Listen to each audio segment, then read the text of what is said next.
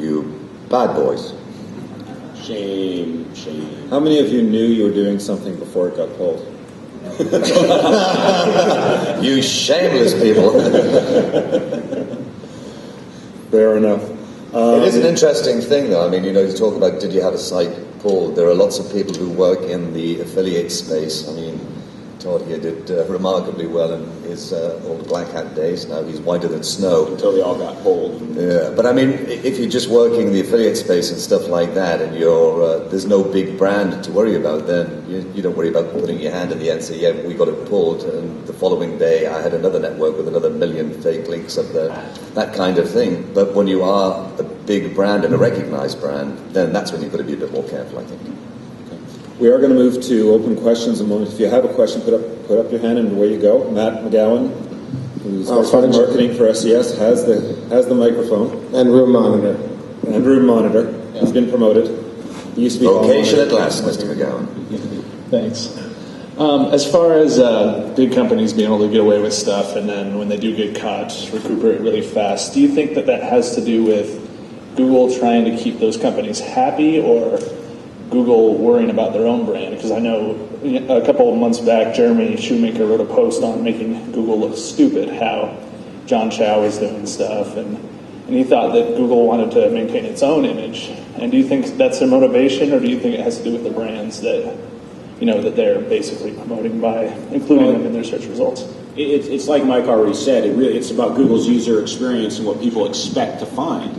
And so when Google does take a shot at like a BMW or something like that, it's really more of they're trying to take a shot across the bow and warn you that, hey, we treat everybody equal. But at the end of the day, they still don't, right? Because, I mean, BMW was out for 3 whole days. And when it came back, it still had all the hidden CSS. I mean, everything was still there.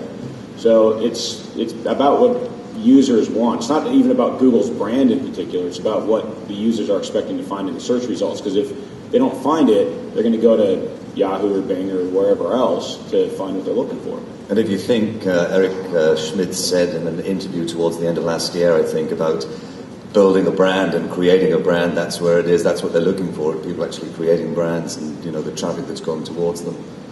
We had a session, you guys were on the panel, where halfway through the session, Matt Kutch stood up in the middle of the room and asked for the microphone because this similar question came up. And Matt basically indicated that there's a large section of major accounts that are dropped from the index, even if the entire account isn't. And it's very difficult to find out which ones are dropped or not dropped. There's no publicized list, but that his team doesn't really want to hurt the user experience, but they also don't want the spam in there when it shouldn't be there. So part of the penalty that Google can apply is partial blocking of large sites, even if not the entire site. Now, though, if you are a big brand, think about this for a second. BMW gets pulled for 3 days. Everybody writes about it. Everybody links to it. It's the biggest news in search at that point in time. BMW got itself about a gajillion brand new, awesome links from newspapers and all these great authority sites, and then they came back into the index in 3 days. So I'm not suggesting that you might want to risk it, but if you're a big enough brand, it might be a good way to get some links. Just don't be an amateur about it, though. Everything big brand that gets caught like BMW was, 1999 techniques, perhaps, like cloaked doorway pages. It was really, really, really amateur. And there's a fine line between IP delivery and cloaking, and between user experience optimization and cloaking, and between geo-targeting and cloaking.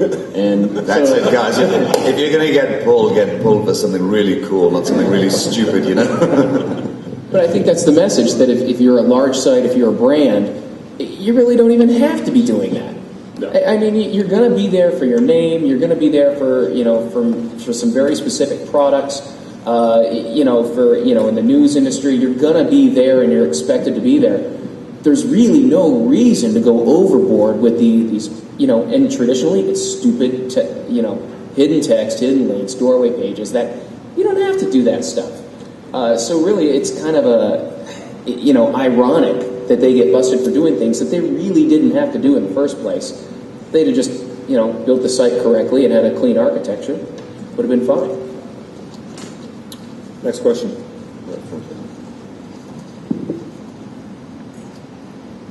How you doing? I actually run the web operations for a BMW motorcycle dealership, and for years, if you did a search for BMW, we actually outranked the corporate sites, and it was shortly after we got a visit from their marketing people that they did that. So I would love to keep ranking above them. Well, you can come get my card later. It's easier for you to do that sometimes, actually. I mean, I work with these huge organizations enterprise-wide. That's kind of the space that I've been working in for a long time. And what Matt was just saying there is true. You know, when you're a big brand, you become a link magnet anyway. If you're doing good marketing and doing good PR, all of that kind of thing, you will get those links coming in. Being able to control those links, trying to find somebody in the organization that'll let you do that kind of work, that's the nightmare. So, you know, you're a lot more nimble. You can work on that link, work on links, getting those quality links in.